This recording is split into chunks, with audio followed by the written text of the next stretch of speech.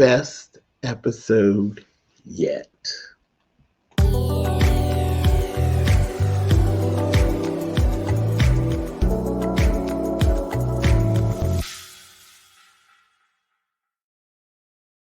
Tyler. Okay. Now, I ain't taking back none of what I said in the last review. I ain't going to take it back because you need to beat up. You need to beat up a little taste. I'm telling you, you had to be drinking something or something. You didn't got sleepy or something went on, but you woke back up. Episode 7, baby. This was Beauty in Black. Episode 7. This was the best episode thus far. So, okay. So I had to go walk through the foolishness with you to get something out of you. You gave me what I needed. In this episode. This was good, Tyler. You did wonderful in this one. We got rid of all the unnecessary bull crap and you got down to business. You opened up strong. Just like you heard me. Interesting. You opened this episode up strong. The scene between Norman and the pound attendant brother was well scripted, well acted. The two actors, that was, I think, the best scene that I've seen from Mr. Lawson thus far, because his acting has been questionable, to say the least. That scene between those two gentlemen was done very well, and it was very well acted, and you could feel it. The whole thing between them, the loss of each, and the coming together of the minds, getting on the same page. They ain't trust each other. But it was done well. It was done in a timely fashion. Kudos. That's actually one of the best things since this thing actually started. That one was really, really good. Okay, but let's move on. Basically, they just went through asking him questions. He's basically running around now trying to figure out things for himself because he don't trust Jules' ass. So he's trying to figure out things on his own. And the parking attendant, the guy that worked at the pound, it's his brother. It was his brother that got killed. And I said, wait a minute, Tyler, is that like blood still on the blood splat, still on the window back there? It's like, and he even said that, that whole thing when he said they made me clean it up. I was like, what? Said, now that might be Chicago. Showdown. I said, oh. Anyway, moving on. Roy and Mallory. Now, Roy and Mallory had a little showdown, baby. Listen. He up at his fee-fees. He get the, he been feeling himself. They didn't gas him, baby. He talked some straight up shit to Mallory and ended up telling her, this is not you act like you run around here acting like you run this company. You don't run this company. This is my shit. This is my family's company. He was telling her just right. He really, really was. And when he told her, at the end of the day, you work for me, bitch. Baby, why did he say that to Miss Mallory? How did she slapped his face. She slapped his face so quick and hard and fast. I said, uh-huh. And he went and yanked her up, honey. And baby, here come Calvin. And then we had an actual showdown, baby. It was Calvin taking up for Mallory and Roy and him having words back and forth. Jillian standing there. I said, this is my type of shit right here. Right here, this love triangle, the love triangle of it all. I said, I love it. I love it. I love it. I love it. I love it. It was so messy. Baby Calvin was talking that shit to her like, are you okay, Mallory? This, that, thing, and the other. And she's like, just go ahead. Just go ahead. This, that, thing, and the other. Acting battered. Jillian jealous standing in the doorway. They going back and forth. Roy telling him, you don't get in my business. This, that, thing, and the other. He tried to swing at him. He all had up. He done fell out on the floor. You don't tell him. He was patronizing him. get on that and I'll walk you out. Just that thing and the other. Then he started gaslighting me. Yeah, that's right. You run this company. That's right. Look at you doing such a wonderful job. I said, no, you ain't playing in his face. Honey, and Roy got up from there, honey, and told him, that's all right. Because I got Jillian. Jillian gonna take me out. I said, not Jillian and Roy versus Calvin and Mallory. The messiness of the whole thing, I just loved it. I said, look at these people. Then we skip on over. We tiptoe through the tulips, honey, over there to over with Charles and Varney, honey. Varney then talked all that mess. He back in there. Same old, same old. He told me, we gonna say, let's anything to try to keep him from going out. He ain't listening. He just so messy. He ain't listening. He ain't listening. And you can see from the way he moving, I was like, mm-mm, mm-mm. Nope. Nope, nope, nope, nope, nope.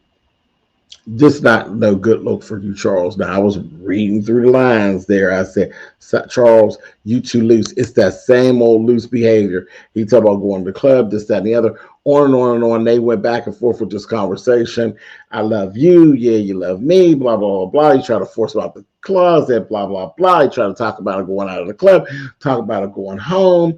This, that, thing, and the other. He ain't listening. He ain't listening. He had a real long night. Okay.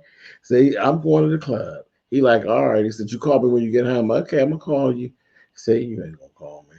Went on about his business. Go about his business. Then we got Angel. We see Angel that messed around. He cutting other dancers into the whole blackmail scheme. So I don't know exactly what Angel had on his mind. I guess like they thought they were just going to rob Horace. I'm like, you don't know Horace, honey.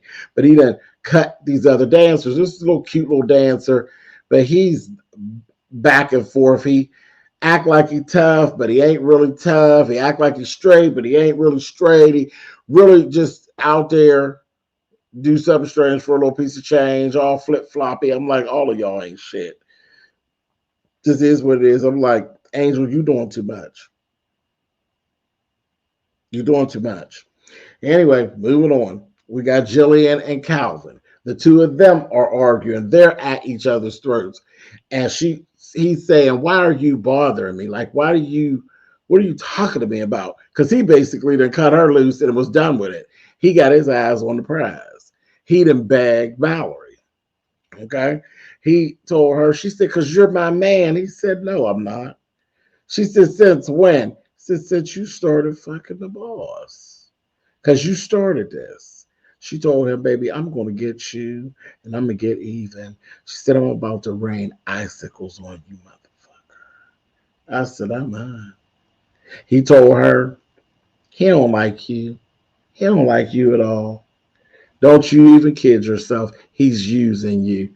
She said, yeah, whatever. Whatever. I'm going to get you. So they got their little thing going on. Then Bonnie runs into Kimmy as Kimmy's coming to the club. She taunting Kimmy now, telling Kimmy, oh, girl, I can't wait till you meet my new dancer next week. Girl, wait till you meet her. Girl, she ain't but 16. She said, girl, I can't wait, honey. Wait till you meet her. She was like, whatever. She said, 16. Ain't that illegal? She said, bitch, all of this is illegal. Girl, shut up, Allie. So she just kept on taunting her. I said, you don't know she's talking about Sylvie. I said, Lord have mercy. Then we get introduced to the outside of the club. Baby, the out back ain't nothing but a big old nasty piece of orgy. It looked like Caligula out there. There was, if you don't know what Caligula is, honey, look it up. Caligula.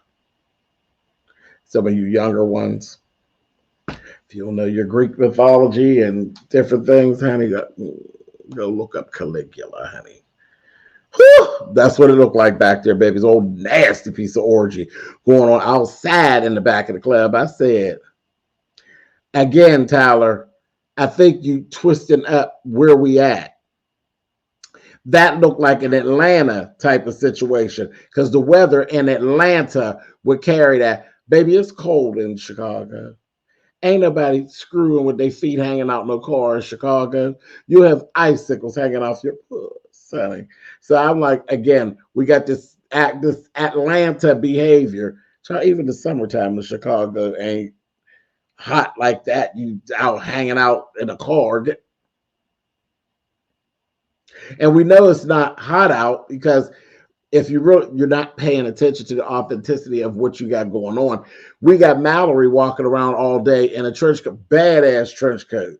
So that would say to me, if she's in Chicago and the weather calls for a trench coat during the day, ain't no way they out screwing in and on top of cars in the evening. Have you ever been to Chicago? Come on, ask your girlfriend Oprah. She from Chicago. She lived in Chicago for years. If somebody's walking around in a trench coat during the day in Chicago, I promise you, they ain't got their puss out at night in Chicago. Chicago get cold quick. And it's windy. It's the windy city. It's windy. That wind blow across your puss, honey. Please. Icicle town, honey. You ain't gonna take her to Pound Town, baby. You gonna take her.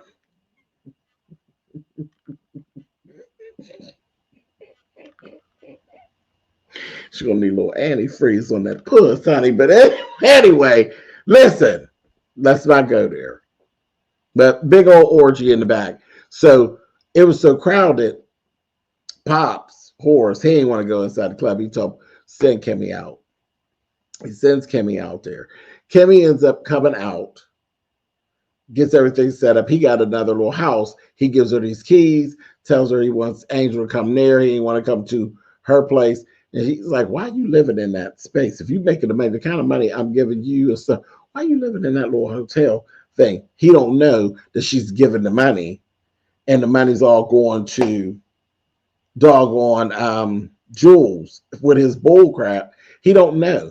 She's like, the money you giving me. And she's like angry. Back when she was talking to Angel, we heard, we got to the point. She's literally angry with Horace because she feels like Horace dropped the ball and didn't do what he was supposed to do. He never went to go see Rain before she died and all of that stuff. So she's literally mad at Horace, but something in her spirit, she likes Horace. And she told Angel, he reminds me of my grandfather. He's like, he's not your grandfather. She's like, I know. So she's having an internal struggle when it comes to Horace. Okay. So we get through all of this. He's like, listen, just here's the keys. Just come on, meet me there. This, that, thing, and the other. So now let's go back over here. We got Calvin and Mallory. They still going back and forth. After that little stuff happened, old boy gets little big head Jillian to take him home. Now Mallory and Calvin have this interaction in her office, baby, and he literally turned the tables on her and talked good shit to her and basically let her know. He said, didn't I you good last night? This, that, thing. I mean, he talked straight up big boy shit to her and then told her, she said, you don't call me Mallory, you call me Mrs. Bellimer or whatever, Bellimer, whatever their last name is. And he told her, your body's saying something different. Your nipples is hard through your dress. And I'll call you by your name. He said, all the places I put my tongue on you last night, I should be at least able to call you by your first name. And that's what I'm going to do. I'm going to call you by your first name whenever you got all this going on. And then she said, you get your hands from in between my legs. He said, yeah, no. Told her that she was wet, baby, and licked his fingers and carried on. And she told him, you get out. Don't you talk to me like that. You're disgusting. This, that, and the other. He told her, you like it. She did. She liked it. Next thing you know, they end up having another little situation after they did that later on in the elevator, baby. The last we seen of them, they was in the elevator, baby. He was talking smart to her and told her, he said, you know what? He said, you be a bitch sometimes. He said, I'm sick of your attitude. He literally turned the tables on her, called her a bitch, told her that she got a messed up attitude. She needs to check in her life. She smacked his face, honey. He took her and grabbed her around her neck and mashed her up against the wall, pulled her dress up and ran right on her. I said, oh my, honey. And she was having the best time of her life in the elevator that does stop. I said, now we all know there's probably cameras in the elevator, that's going to come back on you, Miss Mallory. But girl, you was caught up in the moment. When you're living for the moment, oh, don't stop. Anyway, so that was the last we seen of them in this episode. Then we go back over here to Kimmy and Horace. Go back over to Kimmy and Horace. Like I said, she's convinced that Horace literally knows about all of the stuff with Jules and the antics he's pulling, and he really does not. He really does not. He's like, what is wrong with you? He does not know at all. He does not know. Okay, so just remember that.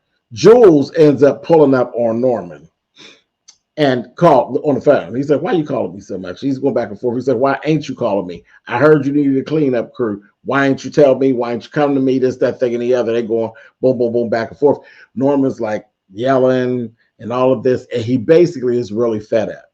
And he's trying to force information out from him. He is adamant, telling him it is not Roy, it is not Roy. For some reason, Norman wants to believe that it's Charles. You know, he just doesn't like Charles. He does not care for Charles at all. Charles gets smart with him, and he just wants to believe that it's Charles. And he's just getting fed up with all of the fact that he's not getting any information from Jules. Child, let me go to the club. Charles is there at the club. Charles got this little dancer. It's the same little dancer that Angel was working with. He is a cokehead as well. So Charles is trying to make it be more than what it is. Child, this boy ain't nothing betrayed. He's literally trying to like just do him, and he's like, you know, trying to woo him. He says, just meet me in the bathroom. So he goes up in the bathroom. They do some coke. And then he basically gets rough with Charles. So that's Charles. He was getting ready to jam Charles up right there in the bathroom. Charles was like, if you don't get your hands off of me, Charles want to have a date. Okay, so he was like, all right, well, how about you willing to pay me? You know, and, you know, listen, Tyler did the most. You could have never showed this on OWN, honey. All these things with this women and these men, honey. I said, this softcore porn stuff you got going on here. But he was like, okay, fine. How much you gonna pay me? He's like, oh, you must have some money when he did that coke, because it was some good coke, honey. Some good cocaine. And he's like, well, you must got some money. He's like, oh. And he's like, how much do you want? He's gonna grab his little stuff and say, how much do you think it's worth? He gonna say, give me $3,000. He said, I'll give you $1,500, but you'll do it for $300. I said, oh, he read you down, honey. So he said, all right, cool. I'll go to your house with you or whatever. He said, put your number in my phone. So he puts the number in the phone and all that, kind of carrying on. So, okay, listen, here we go. We go over Angel, and she's having these second thoughts. Kimmy's having these second thoughts about the stuff. And Angel's like, come on, you ain't checking it out on me to set in. But she's like, no.